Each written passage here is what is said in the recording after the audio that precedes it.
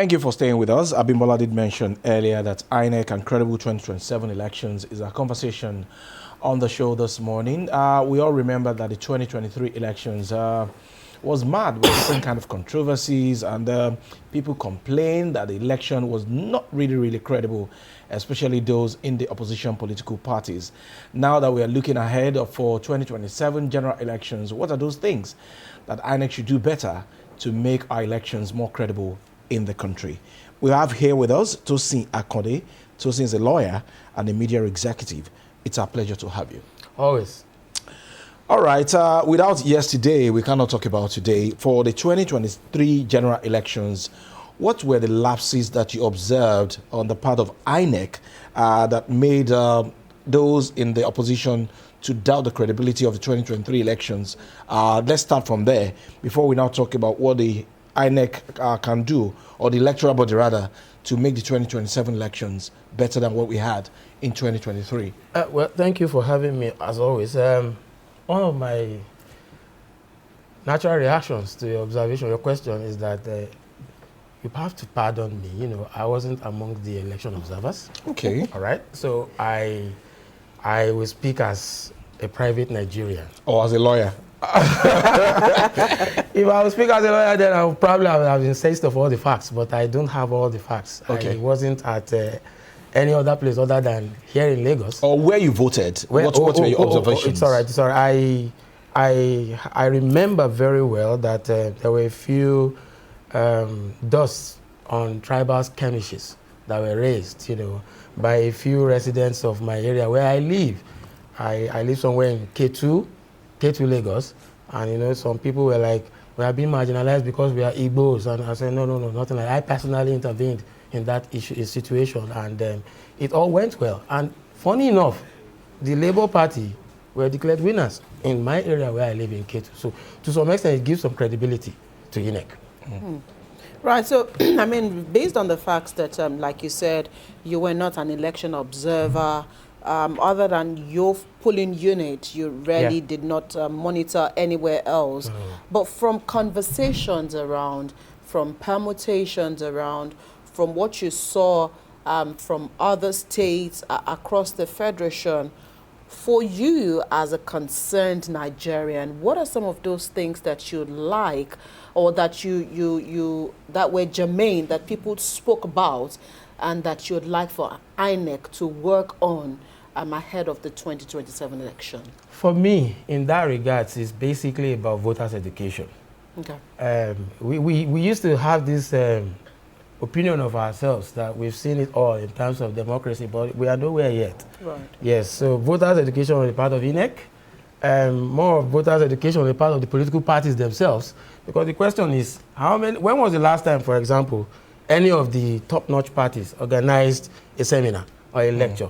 It used to be common in the days of old. My father was a very active UPN member, for instance, and I remember very well that he would tell me, we are going for a seminar. Political parties too need to organize, not just INEC.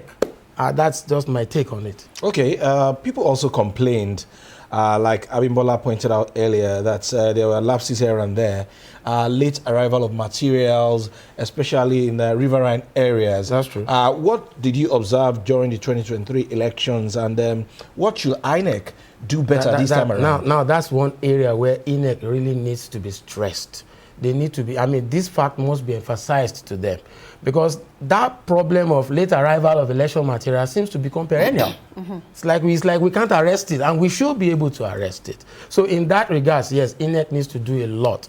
We will make adequate preparations, make sure that the issue of technology too is very germane. All right, so we shouldn't have any glitch. We want to have a seamless results declaration here and then collated and so on and so forth. So, but be that as it may, we just need to. I think I like what the VP has done. He has fired the first salvo. It's not too late in the day to begin to make adequate preparations for an elections that has to be considered fantastic. Right. We cannot live by June 12 standards. 1993 is how many years now? So we need to begin to do things that are far much more, in terms of quicker in terms of greater benefits, populist, participation, people's participation, and so on and so forth. So we can't rely on 1993 and keep saying the freest and fairest election. We should have elections that are going to be freer and fairer than June 12th. That's what I'm saying. For crying out loud. Okay, so you've identified voter education on the part of INEC, on the part of the electoral, and the parties themselves, and then you've also said the time to start is now, or in fact, the time to start was yesterday, okay.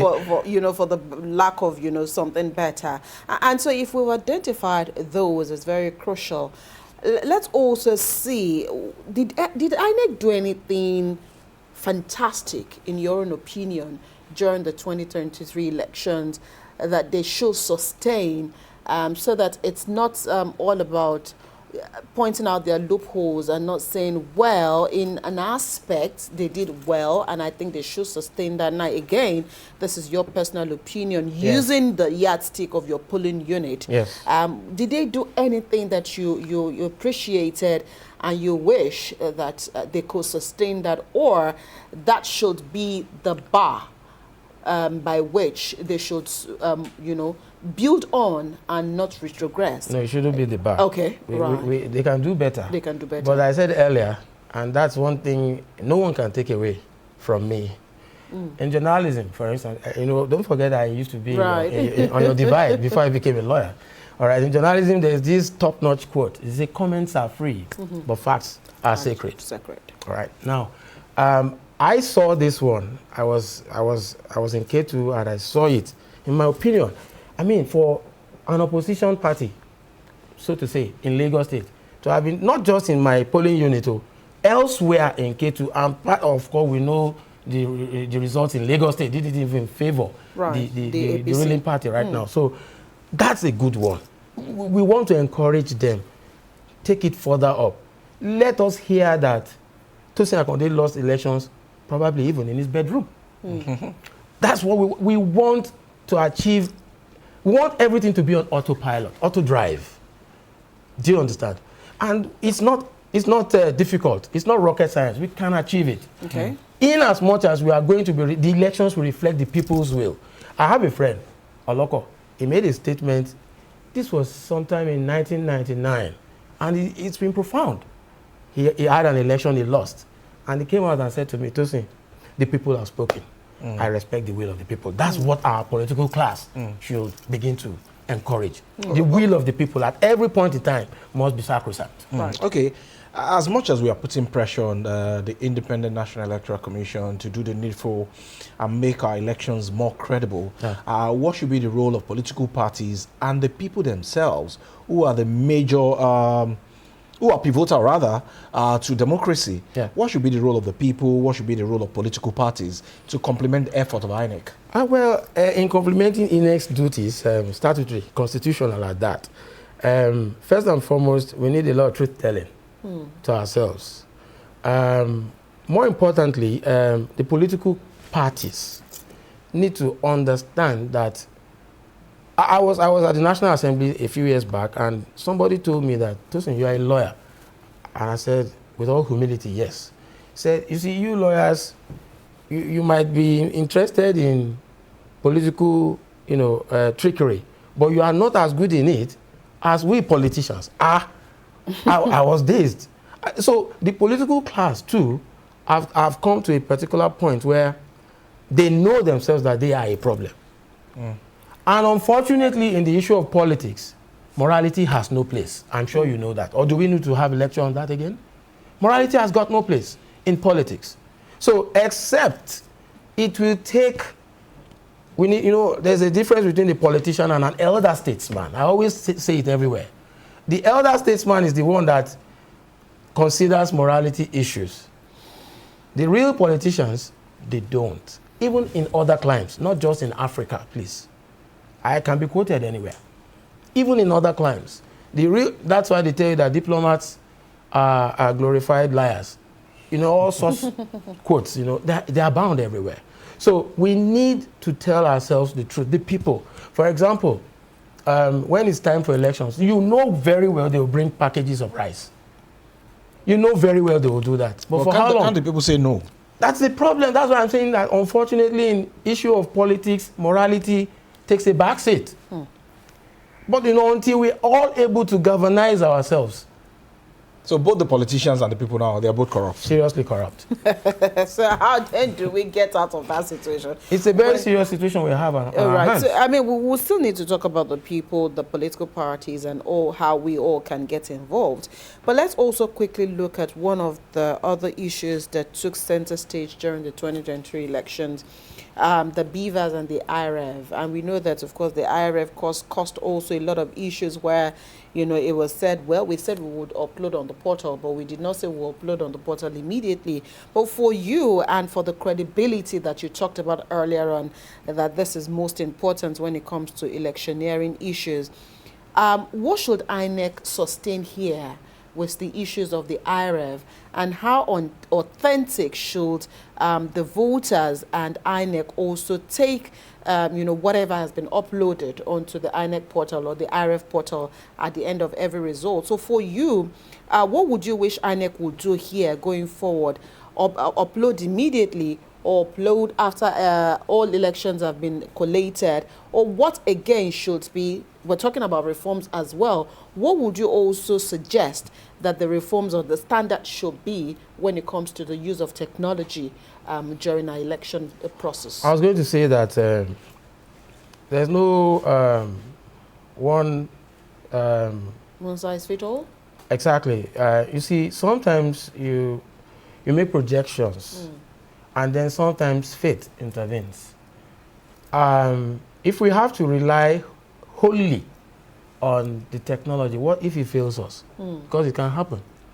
So that's why there should be a backup to enhance and sustain that credibility we are talking about. There should be a backup, because sometimes this is Africa, this is not Europe. And so local circumstances are prevalent. You can't operate outside your local circumstances. So there should be a backup. That's my personal message to INEC and whoever succeeds. The issue of succession is in the news as well now. Anyway, so whoever succeeds Professor Mahmoud Yakub, the issue of backup should be there. In case there's going to be a glitch, what happens? Will we say because there's going to be a glitch, we won't have elections, we won't have results? All right, so we move on. So sorry, Jibola. Yes, backup also very important, but what should INEC also do themselves? Year in year, this is about the 2027 election will be about the third election that we will be using the BVAS. That's right. And yet, during the last election, we still had a lot of people that still had issues connecting with the BVAS.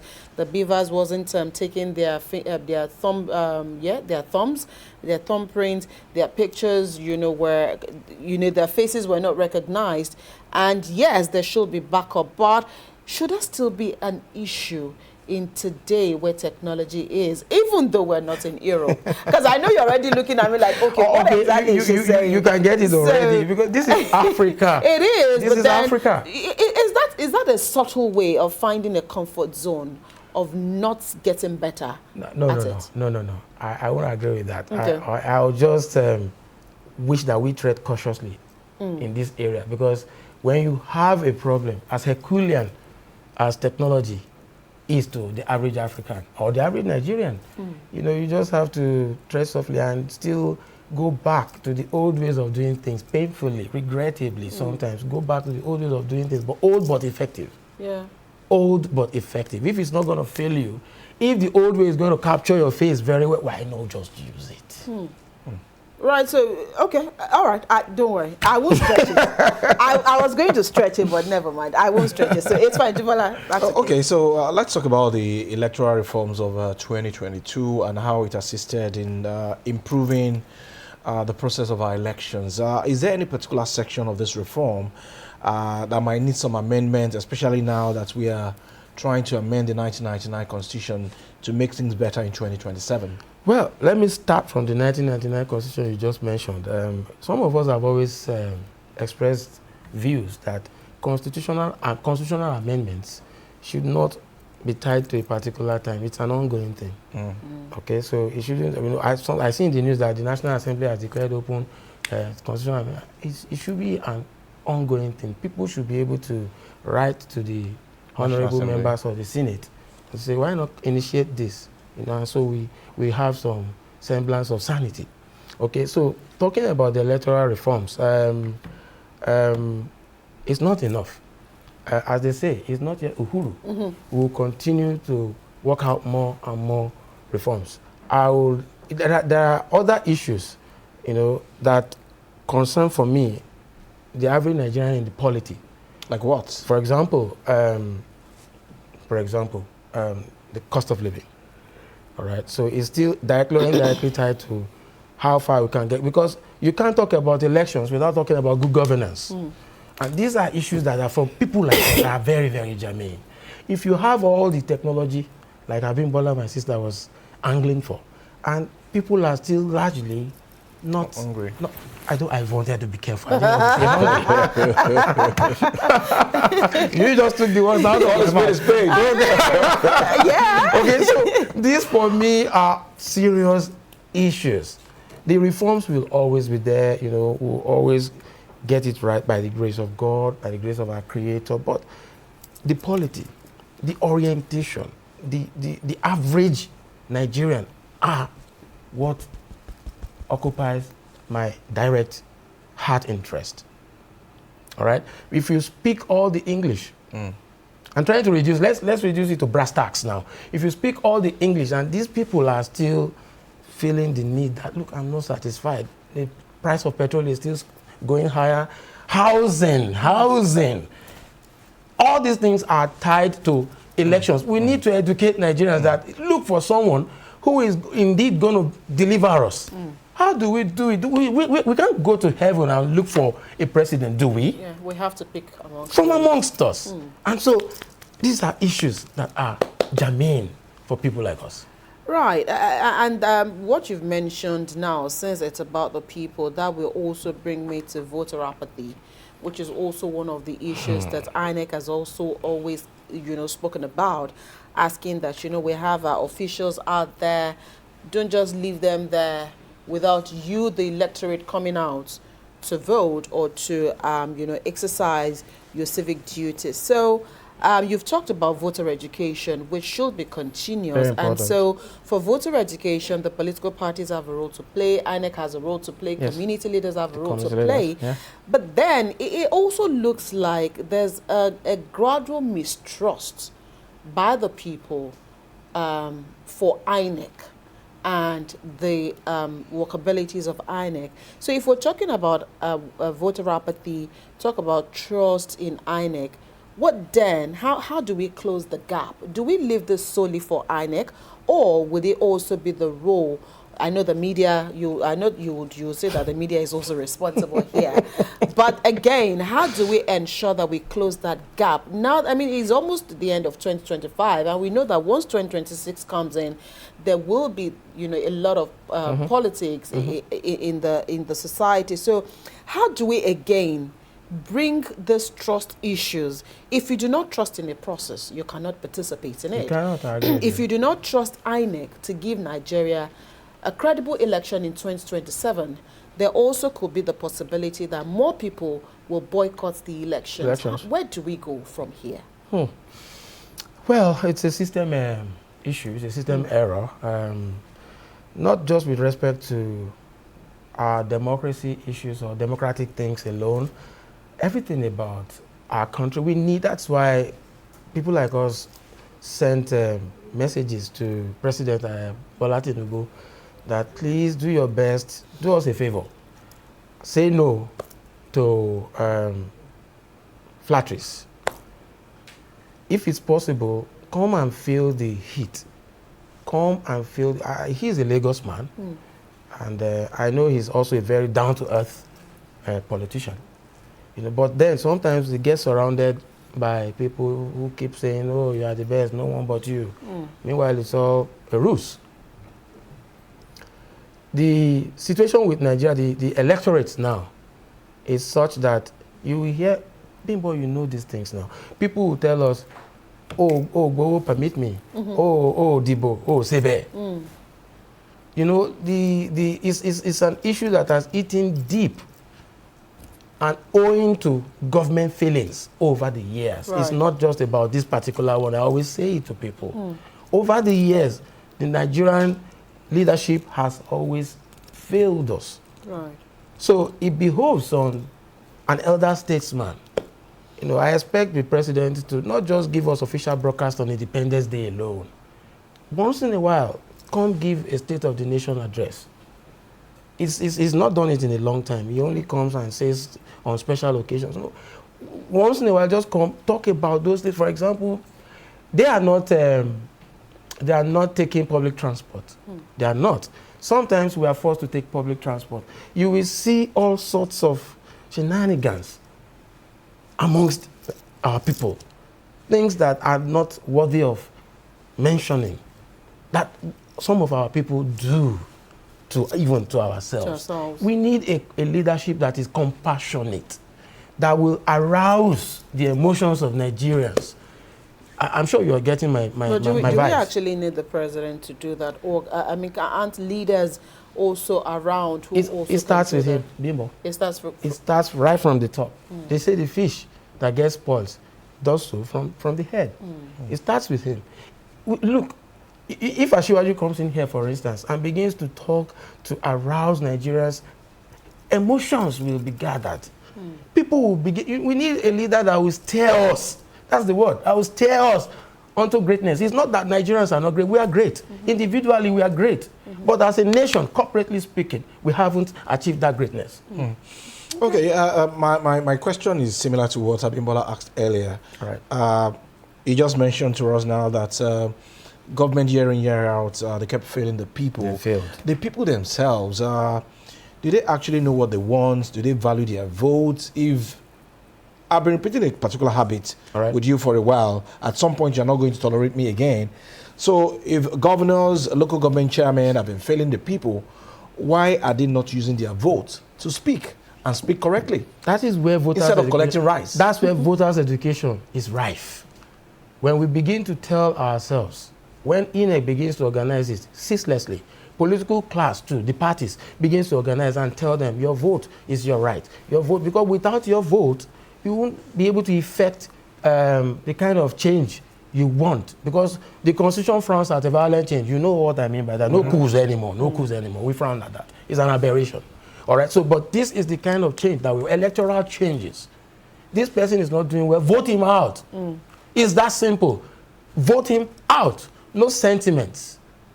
All right. So we need to do a lot of this. We have to, even the media too. We must keep, for example, during election times, I participated in 2019 elections. And a friend told me, he said, why are you going to LTV8? I said, LTV8, they will not listen to you. Because I didn't contest on the platform of the APC at that time. Okay. They said, LTV, they will not listen to you. Well, I'm here to ask you, is it true?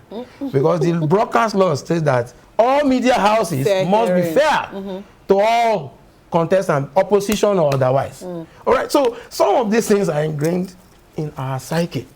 So that's why one organization that I love so much about Nigeria, but unfortunately, I think Isa Onilu is doing a great job now. The National Agency. That is it. The orientation process. We have to heighten it. At the height of Babangida's regime, I think in 1985-86, we are all Mamsa people. That song is still with me. We want the basic things of life. Even you remember it too. Food, power supply, water, and education. These things, all the noise about electoral reforms will follow mutatis mutandis when all these things are in place. Right. Funding and logistics also play a pivotal role in the life of every organization, and year in, year out, INEC has also complained of inadequate funding or sometimes late release of funds, so they also can do all of those things that they need to do. Sometimes it's appalling the kind of vehicles that you see electoral materials being transported in. Ajibola mentioned earlier that sometimes materials do get to riverine areas as late as possible. So ahead of the 2027 elections, even now that Mr. President is shopping for a new candidate for INEC chair, whoever emerges as, the new chair, what are some of those things that you'd like for INEC to prioritize in the 2027 election? And in that same vein, what kind of intervention would you also like from the National Assembly at ensuring that the INEC come 2027 plays this role in the manner they should play? So 2 questions now: funding, and what kind of intervention would you like for the National Assembly to provide to give backing for INEC? Did you say 2 questions? I am saying like 5. Bury everything together. We'll take it all. To start with, before I even answer any of the questions, I heard you. You said the president is shopping for a successor right now to the INEC chair's office. Let me express reservations about that. Okay. Though that's the law at the moment, it's not supposed to be. Those are part of the things we should initiate as reforms, because you can't be a player in a game and decide to appoint the umpire. Yeah. I mean, it's not done anywhere. Who does that? Who does that? But that's what the law says. That's what I'm saying, that we need to improve on these things in the name of reforms. So very quickly, since you've raised that, if you were to suggest, a reform in that line, who would you advise, or a body of who are those that you think should? The funniest thing is that even the body that I will mention, they are still government but it should have been better. I hope you're not going to say NBA. No. Maybe the National Assembly. No. The NJC. The NJC. Yes, the National Judicial Council. All right. So, why though? Well, because it has everything to do with. But okay, go ahead. Land on this. Then I'll tell you what we asked. The NJC's mandate has everything to do with legal and judicial issues with respect to elections. But the law does not state that it has to be a lawyer. No. That's even the thing. That's the bias with many of our people. The NJC composition, the composition of the NJC structure, the organogram, is not just about lawyers only. I can tell you very well that there's a particular paragraph that says that 2 other Nigerians who do not have anything to do with law. But majority are lawyers. No, not even that majority are lawyers. There are other kinds of personnel that are in the NJC setup. But majority are lawyers. Not necessarily lawyers. For example, you see there's a trend, and there's nothing wrong with questioning the narratives or the trends. In those days, we used to have a lot of electoral bodies umpires drawn from a particular part of the country. I'm talking about people like Humphrey Nwosu, Professor Emeawa, and so. But then somebody came and decided to be bringing people from another part of the country. So I'm more or less like wetting the grounds for whoever succeeds this person if it has to come from a different place now. Do you understand what I'm saying?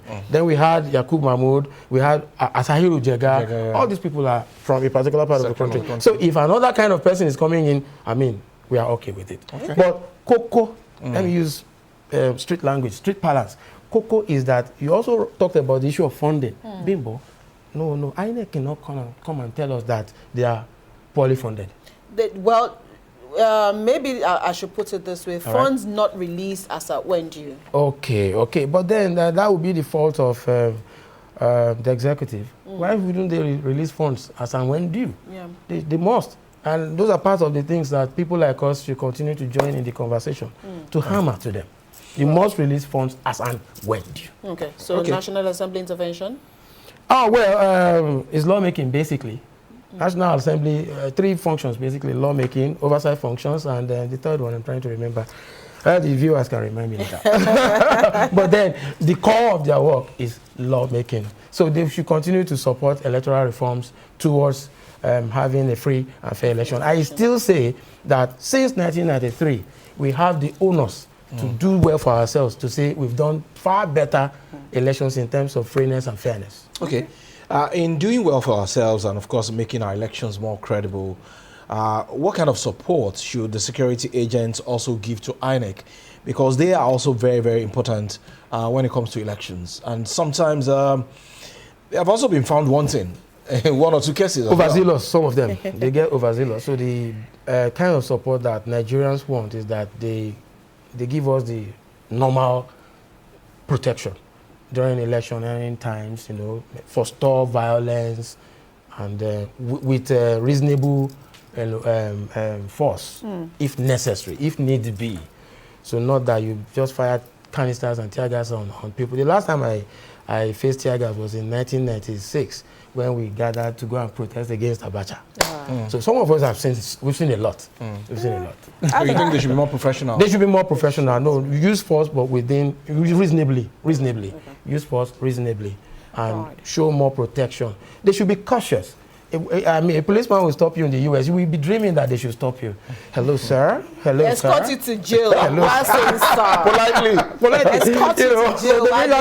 They bring out the best in you, even when they're apprehending you for something wrong. As we wrap up this conversation right. this morning, what will be your final words, especially to Nigerians ahead of the 2027 elections? We can blame the officers, we can blame the institutions, but we are the people and we make up, these institutions. So your charge to Nigerians ahead, especially now that there's the window for the continuous voter registration exercise. Yes, let Nigerians participate in the electoral process. Let them go ahead, register, make changes.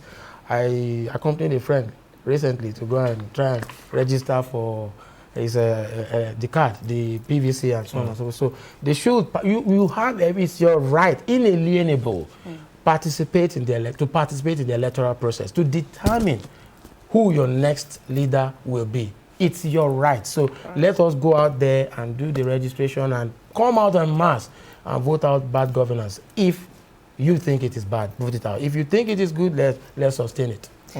Right. Tosin Akode, lawyer, media executive, thank you so much for your thoughts on the program today. We appreciate Thank you. Your thoughts. Well, that's the much your take on this side of the table this morning. Tosin has offered us his insight on today's conversation, where we've spoken about INEC and the 2027 election. So many issues to deal with, but we've all agreed that indeed, for a greater Nigeria, the input of INEC cannot be overemphasized, and INEC cannot do it alone.